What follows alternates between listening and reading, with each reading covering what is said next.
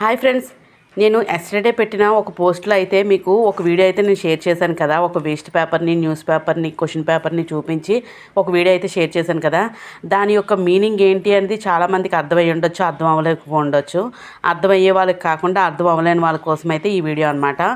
ఇది వచ్చేసరికి waste paper అని పెట్టాను. ఈ వేస్ట్ పేపర్కి మీనింగ్ ఏంటంటే పాస్ట్ జరిగిపోయిన దాన్ని వేస్ట్ పేపర్ కింద మనం అనుకోవాలి.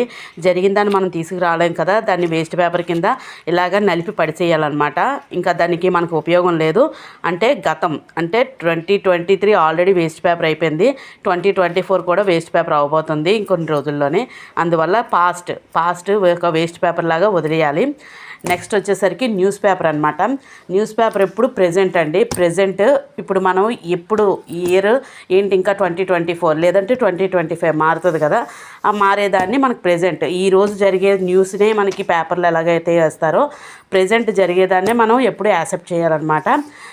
ఇంకా పాస్ట్ని ఎప్పుడు తీసుకురాకూడదు, ఫ్యూచర్ గురించి ఆలోచించకూడదు. ప్రెజెంట్ ఇలా పేపర్లో న్యూస్ లాగే మనం ఇప్పుడు లైఫ్ని లీడ్ చేయాలి, అదే ఎప్పుడు అనుకోవాలి.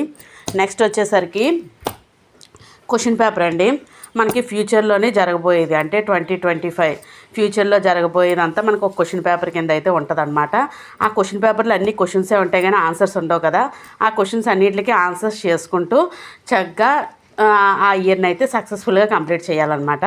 అది నేను చెప్పాలనుకున్నది. క్వశ్చన్ పేపరు, అలాగే న్యూస్ పేపరు, అలాగే వేస్ట్ పేపరు, దాని గురించి మీనింగ్ అయితే ఇంతలాగుంది. మనం ఓన్లీ పేపర్స్లోనే ఇంత మీనింగ్ తీసుకున్నామంటే మనం ఇంకా ఆలోచిస్తే చాలా అర్థాలు అయితే వస్తూ ఉంటాయి.